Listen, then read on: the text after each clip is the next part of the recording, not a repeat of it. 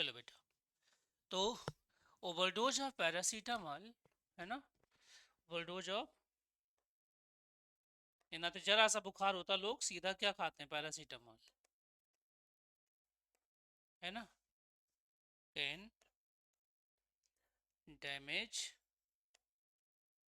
Liver, जो सबसे बड़ा ऑर्गन है आपकी बॉडी का, ठीक है। उसके बाद कॉजेज कोमा इन डेथ,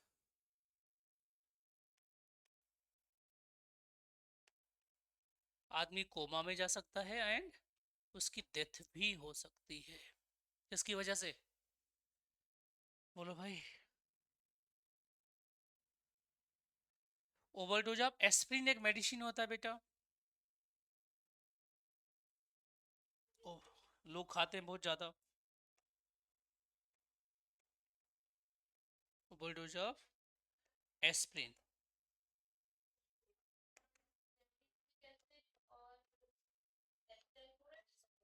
हम्म, ये बनाना सिखाऊंगा बेटा, अभी इसको बनाना भी सिखाऊंगा। इससे क्या हो सकता है बेटा, गैस्ट्रिक इरिटेशन होगा इन ब्लीडिंग, है ना बेटा, क्या हो सकता है,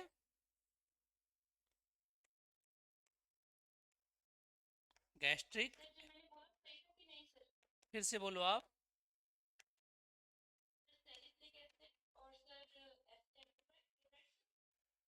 अच्छा, इसको बनाने के लिए ना पैरासीटामॉल,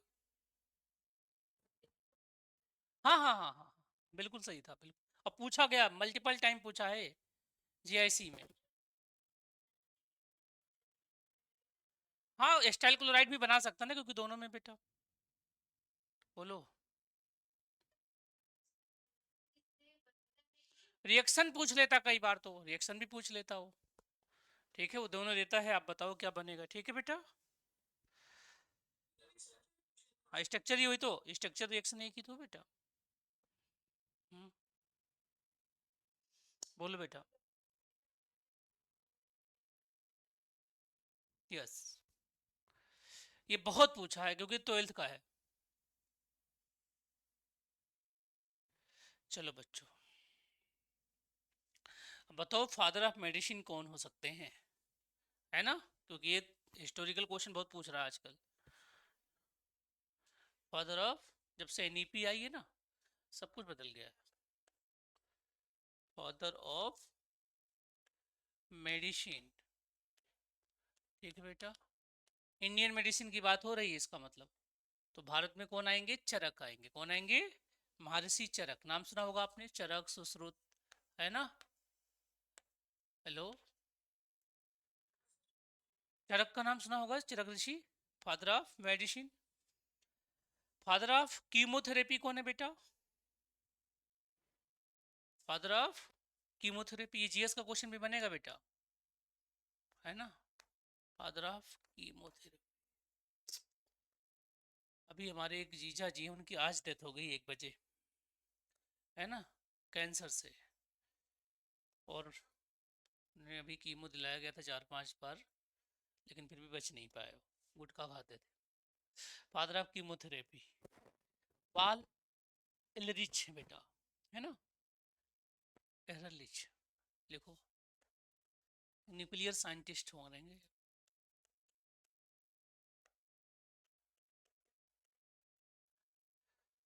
फादर ऑफ कीमोथेरेपी, इनको नोबेल प्राइज मिला 1908 का बेटा, कब, 1908, है,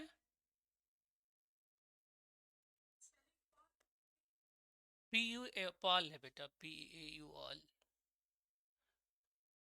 इनको नोबेल मिला बेटा, कब, 1908 का, तो ये भी बहुत इंपॉर्टेंट है क्योंकि जीएस का पोर्शन बन जाएगा, अरे बोलो, है ना।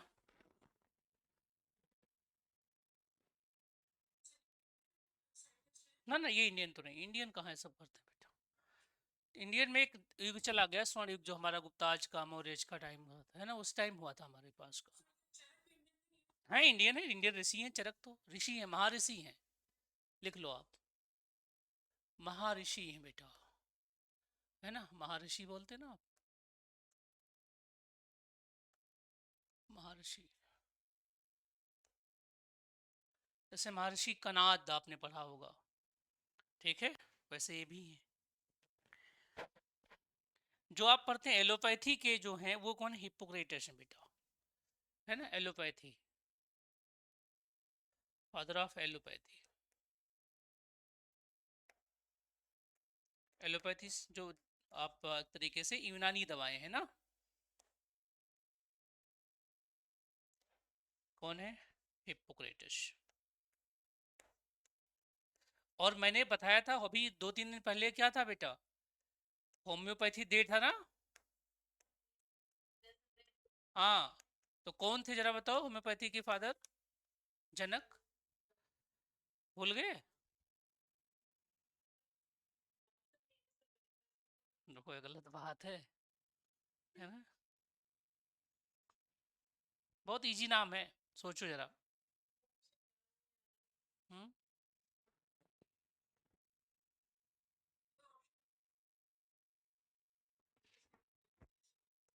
सोचो, अभी याद हो जाएगा आपको, क्वेश्चन में करवा दूंगा आप लोगों से।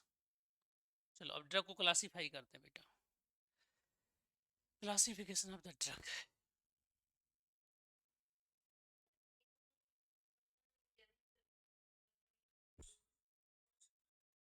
जैसे देखो अभी ये हमने जब पेपर सॉल्व कराया था तो आदित्य एलोन पूछा था ना, उसी आदित्य एलोन का बेसिक फिर से दोबारा पूछ लिया।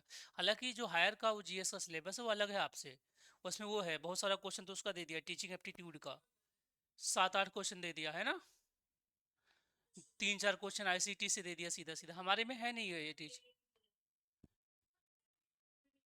आईसीटी है लेकिन वो नहीं है, क्या बोलते हैं, टीचिंग एप्टीट्यूड नहीं है, ठीक है, रिसर्च एप्टीट्यूड नहीं है, रिसर्च एप्टीट्यूड को 4 क्वेश्चन डाले थे, है ना, और बहुत सारे लोगों के 4 के चारों गलत हो गए होंगे जिन्होंने पीएचडी नहीं कर रखी है। आईसीटी का डीएनएस पूछा था एक, और एक आई उस पूछा था ना आई।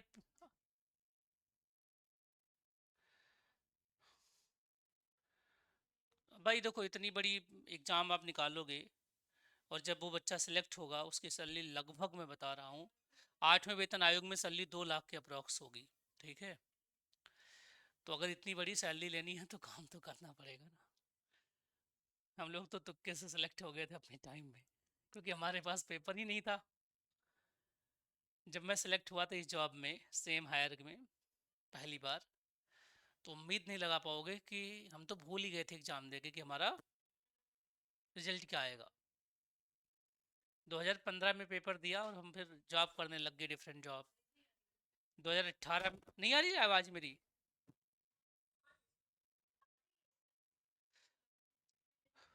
हेलो, सभी आवाज़ आ रही, क्योंकि हरा वाला चिपक रहा है बेटा। 2015 में पेपर दिया बेटा, और 2018 में रिजल्ट आया, तब तक हमने अपने सारे एडमिट कार्ड वगैरह गायब हो गए थे।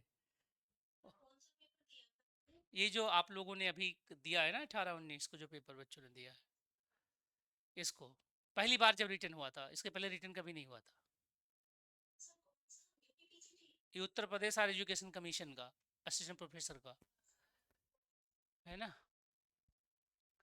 और उसका जब मेरे हो सकता है किसी बच्चे के साइड से कोई इशू, जो यहाँ से है नहीं बेटा। हेलो, हाँ हाँ, एक बार सही कर लो बेटा, क्लासिफिकेशन ऑफ। तो जो एक्चुअल में कष्ट झेला हमने ना, मतलब हमने तो कष्ट इतना था नहीं, क्योंकि मेरी जॉब थी, अच्छी जॉब थी, तो मुझे ज़्यादा दिक्कत नहीं हुआ। लेकिन कितना वेट हमने किया है, 6 साल लग गए। मैं एमएससी जस्ट किया, एमएससी के फाइनल ईयर में जेआरएफ, और सीधे इसकी वैकेंसी आई, वैकेंसी डाल दी, फिर भूल गए हम लोग, फिर उसका एग्ज़ाम हुआ 2 साल बाद, फिर एग्ज़ाम निकल गया, लेकिन रिजल्ट आया, लगभग आया 3 साल बाद रिजल्ट आया, ठीक है, और फिर 1 साल बाद इंटरव्यू लिया उन्होंने, फिर जाके ज्वाइनिंग दी, 19 में जाके ज्वाइन, यही है, यूपी में ही है। और फिर मैंने दोबारा ये पेपर दिया बेटा, तो दोबारा जब पेपर मैंने दिया तो मेरा जो मतलब दोबारा भी मैं रिटर्न क्वालिफाई हुआ, और बहुत अच्छे नंबर से, लगभग उससे 20-25 क्वेश्चन ज़्यादा सही हुए। तो और तब वो पेपर का जो कट ऑफ था जनरल कैटेगरी का केवल और केवल 53 गया था, 52.4 जनरल कैटेगरी का गया था। सोच हैं, बहुत कम था, लेकिन मिले नहीं लोग।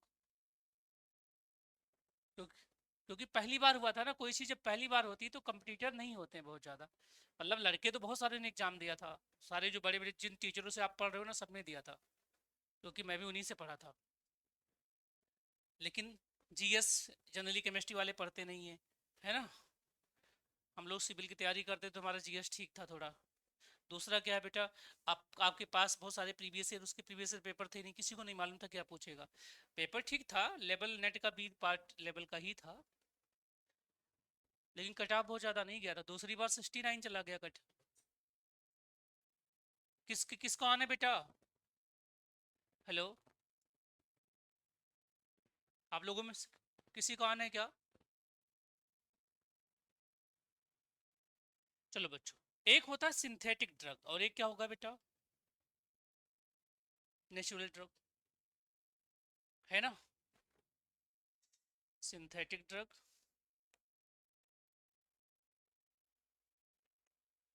हम मैक्सिमम यही तो खा रहे हैं आजकल, क्यों बेटा? दूसरा क्या है? Natural drug. अगर ये सिलेबस में जिसके भी है, समझ लो क्वेश्चन दो आएंगे कम से कम, जिसमें नहीं उसमें एक आएगा। इनके अलावा क्या कर सकते हैं? सिंथेटिक के अलावा क्या हो सकता है बेटा? सेमी सिंथेटिक ड्रग, क्या हो सकता है बेटा? Semi synthetic.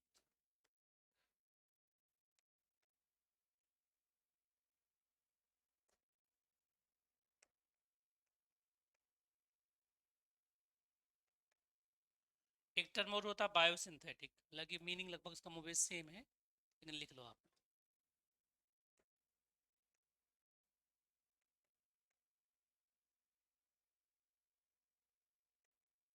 Biosynthetic drug. तो सिंथेटिक ड्रग का कोई एक एग्जांपल बताओ आप लोग। जैसे अभी आपने पढ़ा क्या बेटा? पैरासीटामॉल सिंथेटिक ही तो है। एस्प्रिन आपने पढ़ा। नेचुरल ड्रग का कोई नाम बताओ जो नेचुरल है। टेक्सोल है बेटा, क्विनीन है ना। टेक्सोल है ना। टेक्सोल का क्या यूज होता था?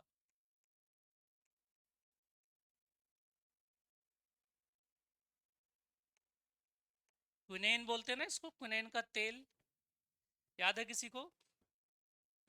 क्विनेन का तेल पढ़ा होगा आप लोगों ने, है ना। हमारे पास एक मलेरिया रोधी पौधा डिक्रोआ, है ना, फ्रेबीफुगा, डिक्रोआ फ्रेबीफुगा, डिक्रोआ फ्रेबीफुगा। आ रही होगी आवाज तो? किसी को नहीं आ रही बेटा? आ रही होगी। और बताओ कोई नेचुरल ड्रग का एक आध नाम बेटा।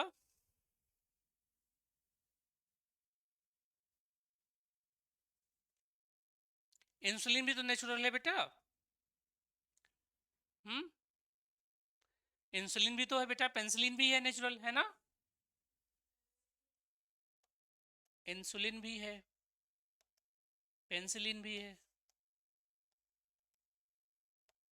चल, पेंसिल पौधे से नहीं निकालते बेटा, पेंसिल तो एंटीबायोटिक है ना। इंसुलिन हमारे बीटा पेंक्रियास से निकलता है, हमारे किससे? नेचुरल ही तो है। नेचुरल में क्यों, हम ही लोग पहले तो पेड़ पौधों को नेचर मानते नहीं थे लोग। ठीक है। सेमी सिंथेटिक में आपके बहुत सारे आएंगे बेटा। ठीक है, जैसे कि 6 अमीनो पेंसिलेनिक एसिड, है ना बेटा, पेंसिलेनिक एसिड, 6 अमीनो पेंसिलेनिक। मतलब जब पेंसिलिन का अमीनेशन करा देंगे बेटा, तो इसके एग्जांपल है 6 अमीनो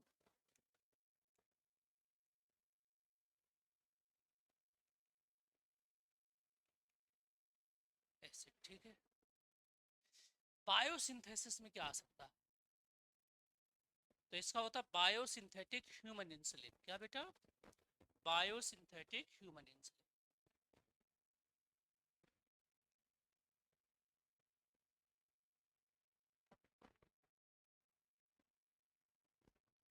आज, हाँ जी, आज भी अभी एक फील्ड ऐसा बचा हुआ है जिसपे कोई भी काम करेगा तो दुनिया का सबसे अमीर आदमी बन जाएगा, सबसे अमीर आदमी। नोबेल प्राइज भी उसको मिलेगा। वो क्या है? कोई ऐसी बीमारी, कोई ऐसी दवा बना दी जिससे शुगर और बीपी खत्म हो जाए। क्यों? आज तक कोई ऐसी दवा बनी नहीं ना, क्योंकि वर्ल्ड की 50% पॉपुलेशन इससे क्या है, पीड़ित है। बोलो भाई। अब हमने ये तो क्लासिफिकेशन कर लिया, अगला classification on the basis of therapeutic use हम पढ़ेंगे, है ना, इसके यूज के, इसके प्रभाव के बारे में। पेनिसिलिनिक बोलते बेटा, पेंसिलिनिक एसिड है, पेंसिलिन से बना हुआ बेटा, है ना, पेंसिलिनिक एसिड बोल सकते हैं। एक बार फिर से लिख दो। जो पेंसिलिन होता है ये बायोसिंथेटिक ह्यूमन इंसुलिन बेटा, 6 अमीनो पेंसिलिनिक एसिड। नेचर से कोई, जैसे मैंने बताया कि अफीम क्या है बेटा, नेचुरल है ना, अफीम क्या है, नेचुरल है, राइट, कह सकते हैं आप। लेकिन जो आपका हीरोइन हो क्या है, सेमी सिंथेटिक होगा ना भाई, उसमें आपने स्टाइल ग्रुप अपनी तरफ से डाला है ना, ऐड कर दिया है, तो ये कहानी सारी। बोलो भाई, समझ में आ रहा है कि नहीं आ रहा?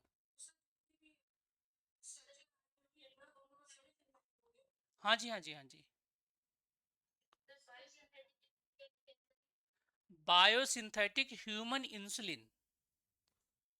हेलो।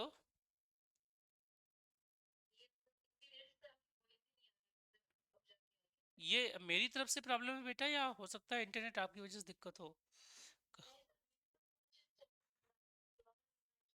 सभी को दिक्कत हुई है क्या बेटा आवाज में भी? तो वो कई बार नेटवर्क इशूज हो रही हैं, बहुत परेशान हो जाता हूँ मैं। तो आज बायोमॉलिक्यूल क्लास में यूट्यूब पे लूँ या ऐप पे ले लूँ?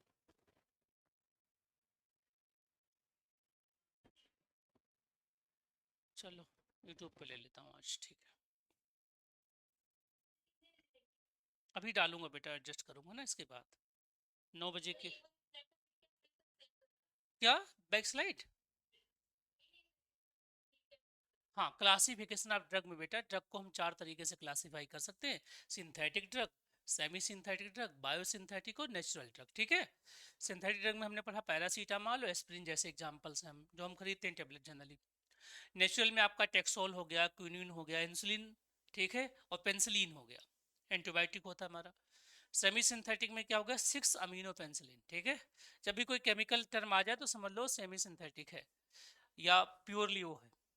बायोसिंथेटिक में क्या है, बायोसिंथेटिक ह्यूमन इंसुलिन एक ड्रग है, ठीक है। हाँ, प्लांट या एनिमल से मिल जाएगा बिल्कुल। वो जो उससे मिला है बेटा, है ना, उसको हम मॉडिफाई कर लेंगे।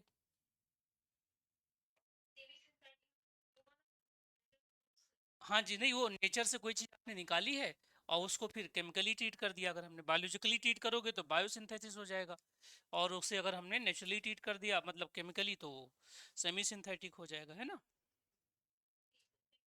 हम्म, बोलो भाई, समझ में आया? हम्म, ठीक है, आगे बढ़ते हैं बेटा। जैसे पैरासीटामॉल अगर आप बनाना चाहते हो तो कैसे बनाओगे, ये बताओ, पैरासीटामॉल कैसे बनाएंगे हम लोग? ये है ना, हमारे पास एक कंपाउंड है बच्चों, जो अनिलीन का डेरिवेटिव किसका है, ये अब ऑर्गेनिक केमिस्ट्री स्टार्ट हो गई है। बट मैंने कल का लेक्चर उस पे यूट्यूब पे डाल दिया था, प्लीज एक बार देखिएगा, उससे एक क्वेश्चन जनरली बन जाएगा, ठीक है। नहीं नहीं, उसका कार्बोहाइड्रेट का एक क्वेश्चन डाला था मैंने, एक लेक्चर पूरा डाला है, ठीक है। ट्राई करिएगा कि आप उसे देखिए जरूर। एक क्वेश्चन श्योरली बनेगा, टफ लेवल का क्वेश्चन बनेगा वो।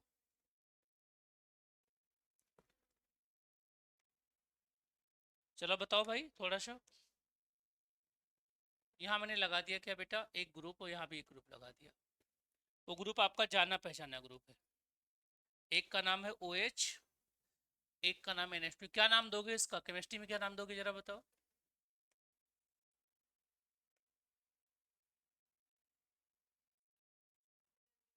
नहीं, एनिसोल तो OCH3 होता है बेटा, OCH3। इसका नाम क्या देंगे हम लोग, पैरा एमिनोफिनॉल, है ना। पैरा एमिनोफिनॉल ही तो है। क्या हो जाएगा बेटा, पैरा अमीनोफिनॉल, है ना। ये जो पैरा एमिनोफिनॉल आपने बनाया है, इसमें आपको ज्यादा कुछ नहीं करना है बच्चों। इसका एस्टाइलेशन कर देना है। किससे करेंगे हम, एस्टिक एनहाइड्राइड के प्रेजेंस में करेंगे। किसके प्रेजेंस में बेटा, एस्टिक एनहाइड्राइड के प्रेजेंस में, है ना। क्या होता है फॉर्मूला, कोई बताए। CH3CO, एनहाइड्राइड किसे कहते हैं केमिस्ट्री में,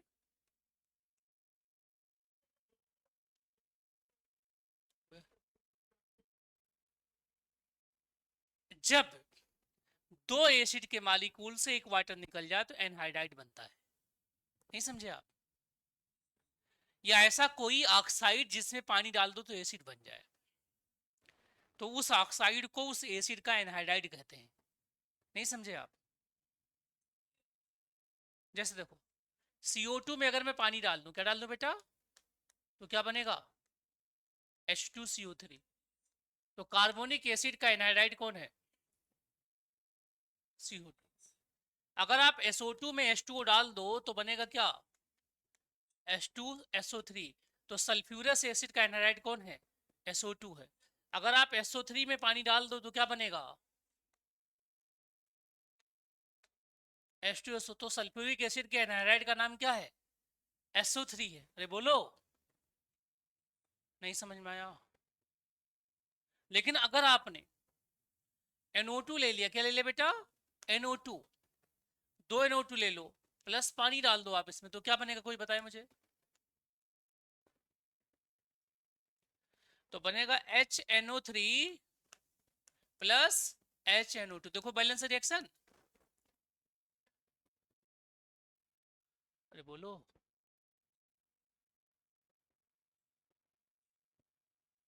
तो ये क्या है, NO2 क्या है, मिक्स एनहाइड्राइड है। क्या बेटा, मिक्स्ड एनहाइड्राइड। नहीं समझे आप,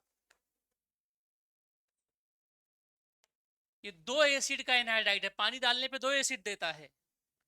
तो पूछेगा इसमें से मिक्स एनहाइड्राइड कौन सा। अब ये हो गया टफ क्वेश्चन, है ना। ये नीट में 20 बार पूछ चुका है, जेई में बहुत बार पूछ चुका है। ये सीधे आपके एग्जाम में डालेगा कि मिक्स एनहाइड्राइड। एनहाइड्राइड सिंपली क्या है बेटा, जिसमें पानी डाल दो क्या बन जाए, एसिड। या जब एसिड को सुखा दो तो जो मिले वो क्या है, एनहाइड्राइड है। सिंपल सी बात है, ठीक है। तो कभी मुझे चेक करना हो कि एनहाइड्राइड है कि नहीं, तो क्या करूं, पानी डाल के देख लूं कि क्या रिएक्शन बनेगा। समझ में आ गया। अगर मैं इसमें पानी डालूंगा बेटा तो CH3COOH बनेगा, नहीं बनेगा। समझ में आ रही नहीं यार, बताओ भाई। हाँ, नाइट्रिक एसिड और नाइट्रस एसिड दोनों बनते हैं, इनाते दोनों का एनहाइड्राइड है कौन, NO2। कुछ तो बोलो भाई, समझ में आ रहा नहीं आ रहा, ठीक है। अब देखो बच्चों, अब मुझे क्या करना है, इस NH2 को थोड़ा सा मैं तरीके से लिख देता हूँ, ठीक है, केमिस्ट्री के तरीके से। यहाँ पर एक H लिख दूँ, यहाँ पर एक H लिख दूँ, है ना। जब रिएक्शन होगा तो आपको मालूम है कि न्यूक्लियोफाइल है, तो ये अटैक करेगा यहाँ पर, है ना। अब उस मैकेनिज्म को ना पढ़ के हम सिंपली क्या करते हैं बेटे, इसको लेके चले जाते हैं यहाँ से। तो क्या बनेगा जरा बताओ, स्टाइलेशन हुआ नाइट्रोजन का, है ना। बेंजीन रिंग में थोड़े हो रहा है कुछ, बेंजीन रिंग में नहीं हो रहा है ना, रिंग के बाहर हो रहा है सारा कुछ। तो ये OH तो ऐसे रह गया बेटा, यहाँ पे NH के साथ एक ग्रुप जुड़ गया। उस ग्रुप का नाम बताओ क्या बेटा, ये ग्रुप है, दैट इज द CO एसिटिनालाइड बोलते हैं इसको। क्या बोलते हैं बेटा, एसिटिनालाइड। कैसा होगा, आर्थो पैरा होगा या मेटा डायरेक्टिंग होगा,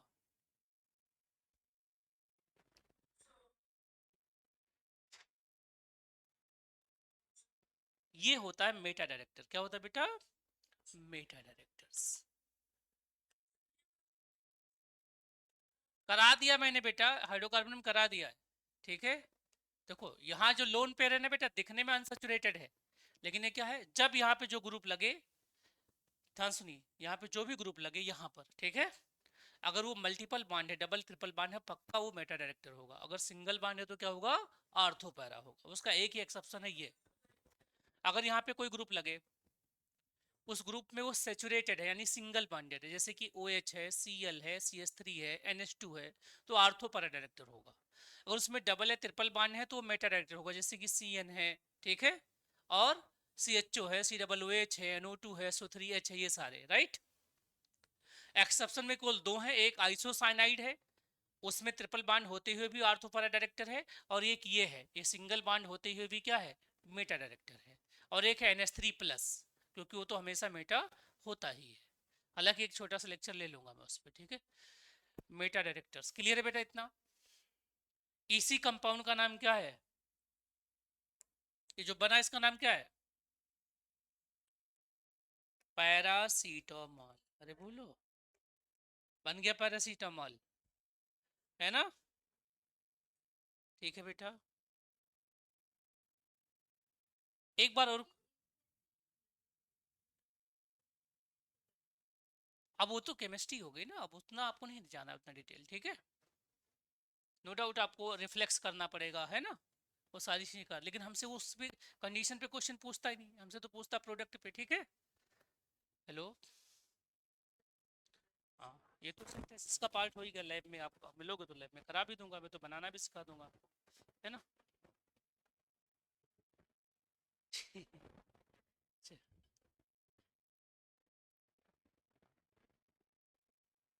एक होता बड़ा मेठासेटिन,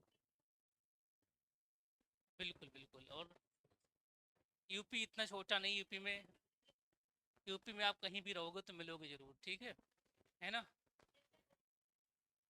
हाँ, बनारस तो हमारा बहुत फेवरेट सिटी, मैंने वहीं पढ़ाई करी है BHU से, है ना। तो मेथिसेटिन और पेरोटोनल दो दवाएं हैं बेटा, ठीक है। तो पहले मेथिसेटिन पढ़ लेते हैं हम लोग, ठीक है। इसी वाले कंपाउंड को जो आपने अभी पढ़ा ना पैरासीटामॉल, इसका हम करा दें बेटा मिथाइलेशन करा दें, किसका, पैरासीटामॉल का, ठीक है। तो पैरासीटामॉल की फैमिली में दो मेडिसिन लेके आ रहे हैं हम, और ऐसे ही पढ़ पाएंगे जिससे हमें चीजें याद रहें, क्योंकि याद किसी को नहीं रहती है, याद करने के लिए क्या करना पड़ता है, कोरिलेट करना पड़ता है ना। कोरिलेशन सबसे बड़ी चीज है बेटा। ये OH है, और ऊपर क्या बनाया था हम लोगों ने, NHCOCH3, ये था पैरासीटामॉल अपना ना। अब देखो, अगर आपने यहाँ पे पढ़ लिया इस तरीके से लाइव आकर के, तो आप एग्जाम में नहीं भूलोगे। नहीं, एग्जाम में क्या होता है, इतना ओवरडोज हो जाता है कि हम भूल जाते हैं, ठीक है। कहीं एक चीज और एग्जाम के बाद याद होता है, वो गलती हो गई हमसे, ठीक है। तो एग्जाम तक सभी एक जैसे होते हैं, एग्जाम के अंदर जो चीजें आपको रिकॉल रह जाती हैं वही आपको सफल बना देती हैं।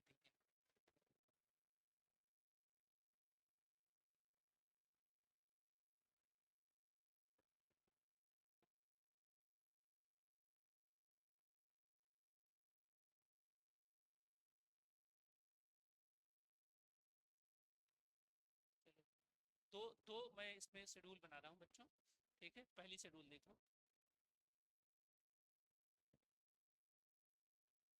मैं कह रहा हूँ इसको, जो पैरासीटामॉल है उसको दो तरीके से मैं ट्रीट कर रहा हूँ बेटा। एक बार मैं इसमें मिथाइलेशन करा दूँ, मिथाइलेशन बच्चों, एक बार इथाइलेशन करा देता हूँ, ठीक है। तो अगर मैं यहाँ पर इसका प्लस CH3 कर दूं और माइनस क्या कर दूं, H कर दूं, और एक बार प्लस में क्या कर दूं बेटा, CH3 CH2 कर दूं, है ना, और माइनस क्या कर दूं, H कर दूं, ठीक है। तो बन क्या रहा है, ध्यान से देखो,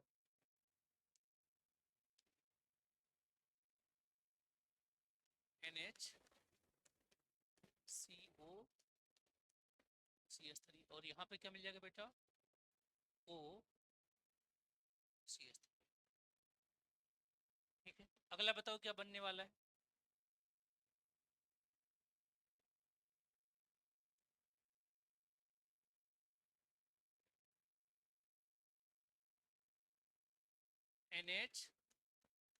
COCH3, यहाँ क्या बनेगा बताओ जरा बेटा, OCH2CH3 है ना, C2H5, सिंपल सी बात है, बिल्कुल सही कर रहे हैं आप।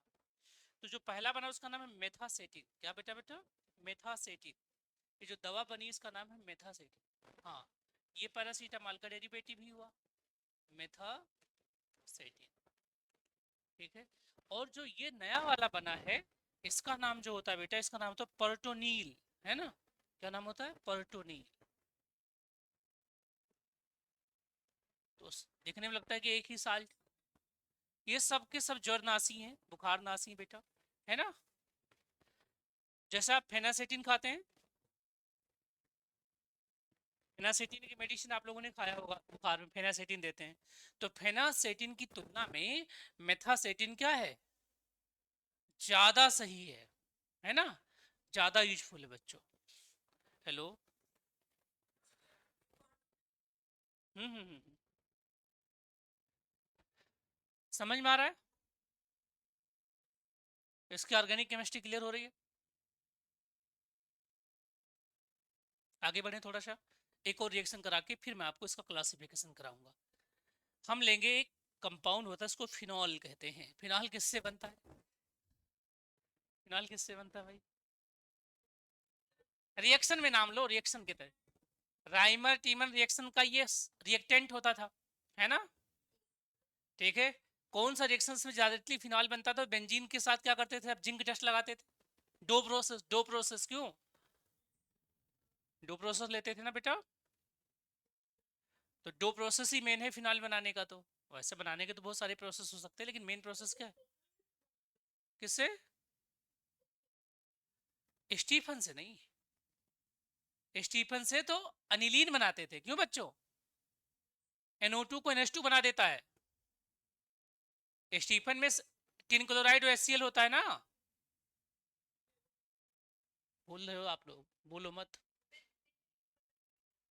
NO2 कहीं हो बेटा, NO2 कहीं पर हो और ऊपर ले आओ Sn प्लस HCl, तो ये क्या बना देगा, NH2 बना देगा, तो रिडक्शन कर देगा। इसमें ऑक्सीजन ज्यादा है ना, इसमें ऑक्सीजन क्या कर दिया, हटा दिया, तो जो ऑक्सीजन को हटाता है उसका नाम क्या होता है, रिडक्शन कहते हैं।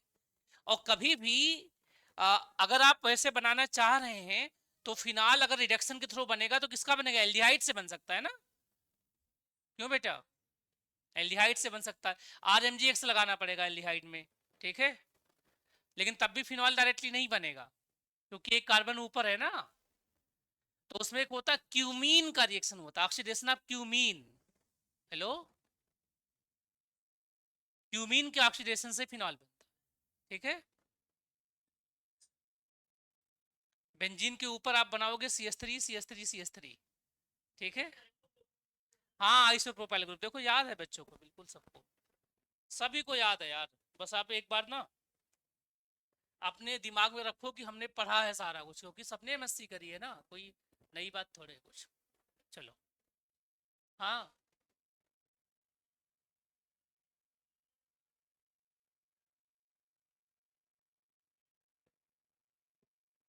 बिल्कुल, मैं जो सिलेक्ट क्यों हुआ मैं बताऊं, ऐसा नहीं कि हम लोग क्यों नहीं किया, मैं MSc जैसे किया हूँ, ठीक है, MSc जैसे किया हूँ, JRF हो गया हमारा 22 लाख, और जैसे JRF का रिजल्ट रिजल्ट नहीं आया था, वैकेंसी आ गई, रिजल्ट नहीं आया था, ठीक है, तो उसमें नेट मांगा, मैंने पैसे लगा दिए, मैंने कहा चलो, मुझे था, मैंने काउंट किया था कि मेरे 119 नंबर बन रहे हैं, तो 119 नंबर में उस जमाने में JRF हो जाता था, है ना, तो मुझे लगा कि मेरा JRF तो पक्का है, 119 से ज़्यादा कट आप जा ही नहीं सकता CSIR में, अभी भी कहाँ जा रहा है 119 तक, 110 105 ही जा रहा है ना, तो मैंने क्या, नहीं जाता बेटा, बहुत रेयरली गया होगा 120 कट ऑफ, है ना, कट ऑफ की बात कर रहा हूँ। तो मैंने फॉर्म भर दिया गैस करके, फिर वो फॉर्म का डेट आने वाला है, रिजल्ट नहीं आ रहा, रिजल्ट नहीं आ रहा, फिर पता लगा कि जिस दिन लास्ट डेट थी ना, उस दिन डेट बढ़ गई 15 दिन और, जब डेट बढ़ी तो बढ़ी हुई डेट के लास्ट दिन में मेरा रिजल्ट आया और मैं 128 नंबर लेके आया, JRF हो गया मेरा, ठीक है। और फिर ताजा ताजा था तो एग्जाम अच्छा हो गया बेटा। फिनॉल, ये फिनॉल, इस फिनॉल का मैं एक रिएक्शन कराने जा रहा हूँ, अब बताओ प्रोडक्ट क्या बनेगा बेटा, इसमें NaOH डाल रहा हूँ, क्या बना डालना बेटा, NaOH, ठीक है, और CO2 डालूंगा। NaOH मतलब एसिड बेस रिएक्शन होगा ना, सोडियम फिनॉक्साइड। फिनॉल वाटर से ज्यादा एसिडिक है कि नहीं है? फिनॉल वाटर से ज्यादा एसिडिक है कि नहीं है?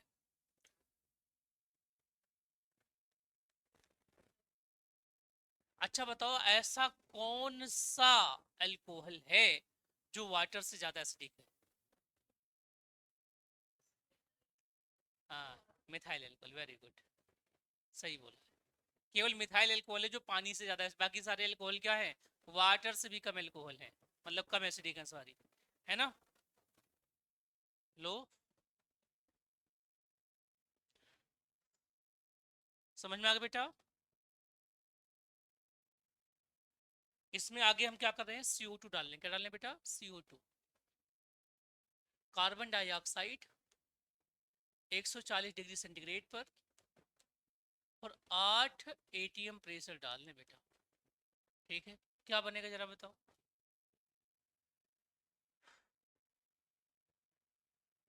इस पर एक एसिडिक ग्रुप इंट्रोड्यूस हो जाएगा, CO2 कार्बोलिक ग्रुप एक इंट्रोड्यूस होने वाला है यहाँ पर, है ना बेटा।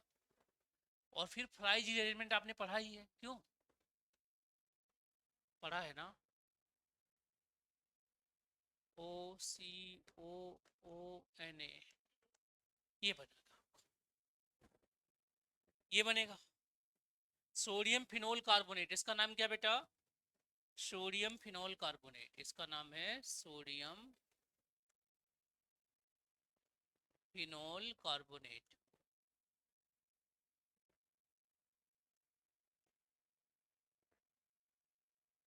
चलो, इसमें रीअरेंज होगा, जिसको हम बोलते थे जनरली फ्राइज रीअरेंजमेंट, पढ़ा होगा ना आप लोगों ने। हेलो, तो जब जब रीअरेंज होगा तो सबसे ज्यादा तो BSc में वही पूछता था हम लोगों से। तो क्या होगा, ये कट हो जाएगा यहाँ से, यहाँ से कटेगा। जब कटेगा तो वहाँ OH बनेगा, क्या बनेगा, सोडियम सेल्सिलेट बन जाएगा। क्या बनेगा बेटा? सोडियम सेल्सिलेट, है ना। ये बनेगा सोडियम, यहाँ पर OH हो जाएगा, R तो पे लगा। हाँ बेटा, fries rearrangement, fries rearrangement. Hello,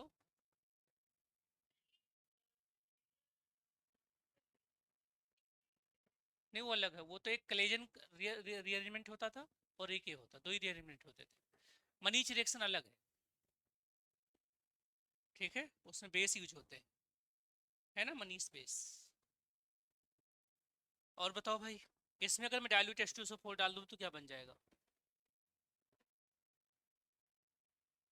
इसमें अगर मैं डाइल्यूट H2SO4 डाल दूँ तो क्या बोलो भाई। वेरी गुड, बहुत बढ़िया, सल्फ्यूरिक एसिड तक आप आ चुके हैं, है ना। अब आपको ये पता लग गया होगा इस पाथवे में क्या बनाने का हमारा टारगेट है। इसका नाम है सल्फ्यूरिक एसिड, है ना। सल्फ्यूरिक एसिड है बेटा। इस सल्फ्यूरिक एसिड का अगर आप ट्रीटमेंट यानी एस्टाइलेशन करा दो, जो कि अभी हमारे मार्केट में क्या नहीं है, हमारे पास नहीं है, वो एस्टिक एनाइड, तो मैं सिंदर यूज कर लूँ क्या, CH3COCl, क्यों बेटा। हेलो,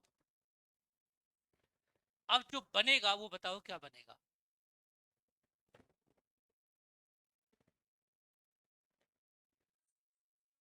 हाँ, एस्टाइल ग्रुप लग जाएगा ना, तो बनेगा एसिटिल सल्फ्यूरिक एसिड। क्या बनेगा बेटा?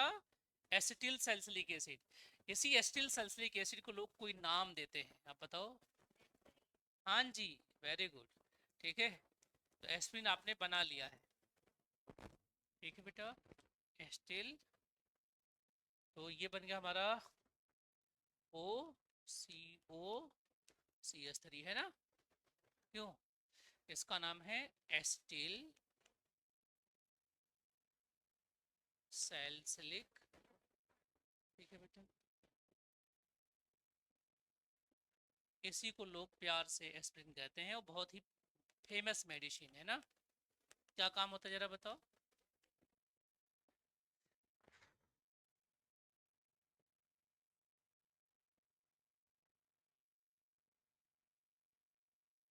तो एंटीपायरेटिक होता है बेटा, आईपी पे टेम्परेचर को लो करता है जनरली में, है ना, क्यों बेटा, है ना, और फीवर को भी दूर करता है बेटा, पेन को भी दूर करता है, ये तो दोनों है, एनाल्जेसिक भी और एंटी पायरेटिक भी है ये। कैसा है ये हमारा है एंटी पायरेटिक है, जो टेम्परेचर को कम करता है, जब हमारे बॉडी का temperature normal temperature, anti pyretic है, एंटी पायरेटिक है, ठीक है। दूसरा एनाल्जेसिक भी है बेटा, जो फीवर यानी पेन को, बॉडी के पेन को भी कम कर देती है। बोलो भाई ये समझ में आया नहीं आया? तो कल हम लोग मिलेंगे, फिर आगे के लेक्चर्स को करेंगे, है ना, ठीक है। समझ में आया है? कोई क्वेश्चन हो, कोई क्वेरी हो तो पूछ लो आप।